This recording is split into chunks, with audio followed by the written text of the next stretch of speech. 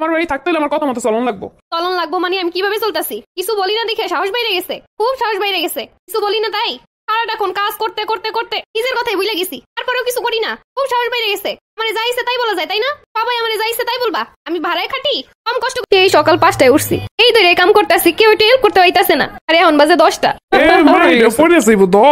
কি সুন্দর সবাই হাইসে খেলে বেড়াইতেছে, আর আমিও একটা মানুষ। অন্তত স্বামীটাও যদি একটু বুঝতে পারতো, কোনো কাজে একটু হেল্প করে দেয় না। রমজান মাস সবাই এক জায়গায়, ভালো কথা। একমাত্র আমার এই রোজারে কোনো কষ্ট নাই। আমি একটা মানুষ যে রোজারে সবকিছু করতে পারি, আমার কোনো কষ্ট নাই। হেরা হাসি তামাশা করে সারাটা দিন পার করবো, কি সুন্দর। কি বাসা এত মেহমান অথচ মুখটা গোমড়া করে রেখে দিছো, কি অবস্থা? ঘরের মানুষ দেখলেও বা কি কয়? বাহ, যত উৎসব আমার লেগা। রোজা রেখে দিনের পর দিন সব মনে কাজ করে যাইতাছি, কই কেউ তাই একটু হেল্প করো না তোমরা? তোমার বোরে রমজানের সময় বাড়িতে থেকে বাচ্চা নিয়ে কষ্ট হইতে আমগো বাড়িতে আইছে, এর বাচ্চাকে 3 বেলা খাবার দেওয়া লাগে, তাও আমি করি।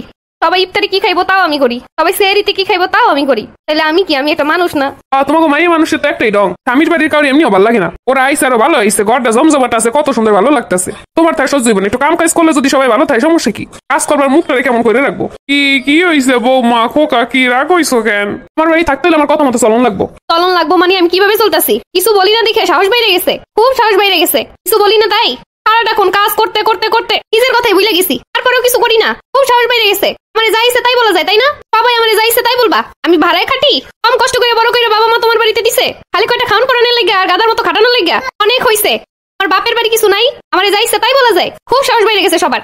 থাক বাবা, কিছু কইস না, আমার শরীরটা ভালো থাকলে আমি সব করে লইতাম। আমি থাকবোই না, আমি বাপের বাড়িতে আমি চলে যাবো। হেইরেই যাও, আজ থেকে সংসার আমি সাইরা দিব, এই সংসার আমি আর করবো না।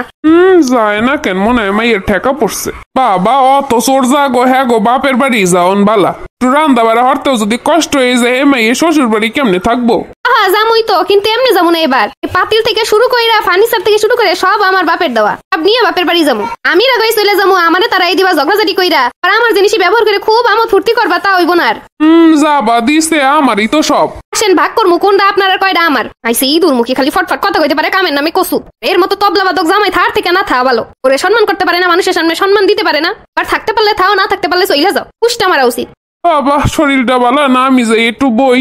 দিন পর পরই তামসা আমার আর শরীরে সয় না।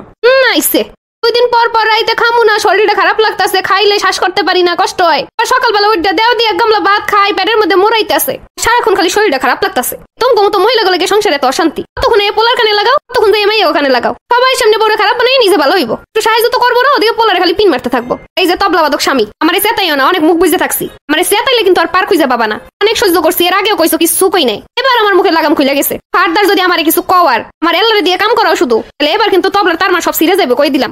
তোমার এই ইঁদুরমুখী ফ্যামিলিটা সোজা করে কই দিলাম। অনেক জ্বালাইছে আমারে, এই রোজা রেখে কষ্ট করে যাইতাছি, তারপরও তোমাকে এইসব কথা শোনা লাগে। কতটা মানসিক অত্যাচার আমি ভুগতাছি এটা আমি নিজেই জানি, তুমি বুঝবাও না, তোমার বোঝার দরকারও নাই। তোমার আবার কি কইলাম? তোমার খালি কইলাম মুখটা গোমরা করে আসো কেন, হেতে এত কথা শুনাইলা। গোমরা করে তো সাথে থাই, তোমাকে লাগি তো গোমরা করে থাউন লাগে। চুপ করে থাকলেও সহ্য হইব না, মুখ গোমরা করে থাকলেও সহ্য হইব না, কাম না করলেও সহ্য হইব না। এইসব স্বামী আর শ্বশুর বাড়ি থেকে সাবধান, এগুলোর সামনে যত চুপ করে থাকবেন তত আপনার উপর চাপাই দিব। কথা আছে, নিজে বাইসে বাপের নাম, জ্বালায় জ্বালায় নিজেই শেষ হয়ে গেলে আর বাকি দাদিকে কি করবেন? অন্তত মোহের উপরে উচিত জবাব দিয়ে যদি নিজের মনটারে সান্ত্বনা দিতে পারেন।